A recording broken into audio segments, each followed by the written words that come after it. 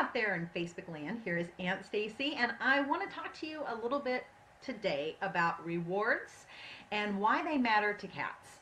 This is a really a topic that can cover a lot of different things when it comes to training your kitty cat to do different things, but I'm going to talk about it specifically to grooming, in regard to grooming today, because I find it to be such an incredibly powerful, positive thing that really works.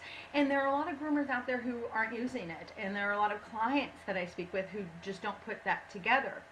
Oftentimes when we're working with kitties and we have a goal, like I need to clip this kitty's claws or whatever it may be that we need to do, it's like we have this task that we need to do, and there are things that we can do to enhance it to elicit cooperation from the kitty cat.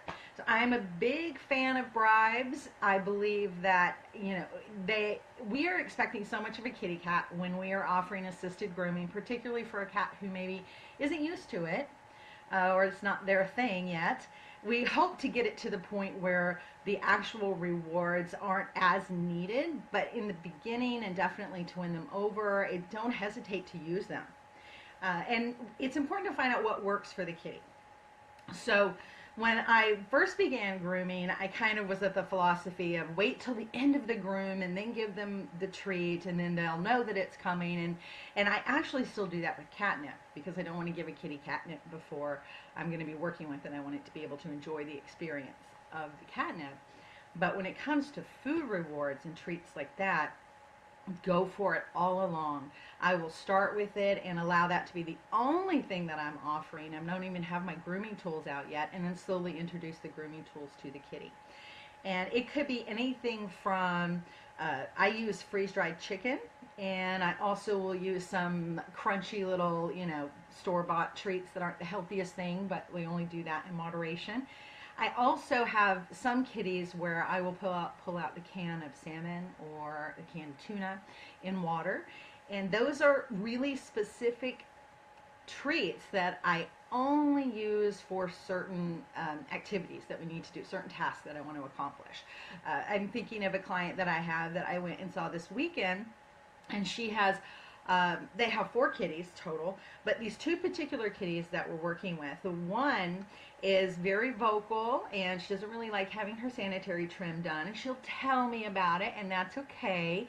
And she's not super interested in the treats while I'm grooming her, but as soon as we're done, she gets some salmon and she's as happy as can be. And it took about 3 visits to figure out that was her favorite thing.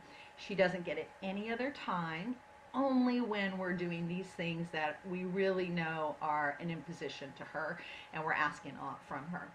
Now, her sister is not motivated by food, and in that situation we have to be a little more creative. I will always offer it as we move forward, but right now this kitty cat is such a sweet kitty and she's so smart, but she's terrified of being handled by someone other than her mom and dad. And we don't know exactly what's going on or what has caused this, but this is the situation right now that we're dealing with. And so what we're doing with her is using a towel and soft voices and affection. And so I'm keeping the affection limited because she is so frightened, but I'm still offering it to her.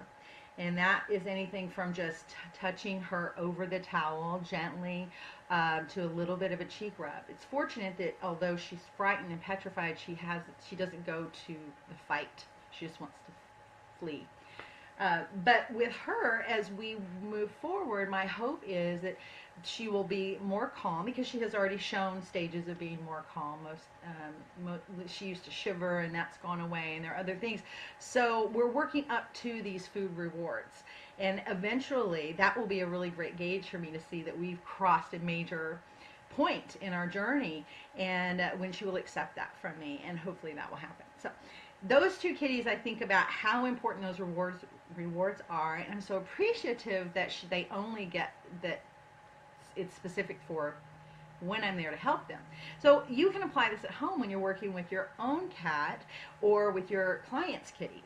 And just make a note of what the kitty likes, what they enjoy, and be sure to offer it throughout the groom. If the kitty is enjoying it and then stops eating it, it could be stress Could be that you need to change the reward up. Also, incorporating petting is something to not be overlooked. When we're working with these kitties and we're doing so many invasive things, such as combing and sanitary clips and claw trims and things like that, we're asking a lot of them, as I said before, and they can be a lot more compliant and agreeable to it when there's something in it for them. So I just wanted to make this quick video just to put it out there and remind us all of the importance of using treats when we're grooming a kitty cat, and not to overlook it. And you may even ask your client. I had a client whose kitty cat really didn't want any treats, but she loved cream cheese. And so her mom would come and offer the cream cheese while I did the grooming, and it worked out great. So get creative with it. Find out what works. Work with your kitty, work with your clients, and make it a positive experience for them, and that will improve the grooming all around. I hope this has been helpful. I'm going to run out here and go work with some kitties. I hope you have a fantastic day. Thank you so much for watching, and I look forward to seeing you soon. Purrs, Headbox, love and light. Take care. Bye-bye.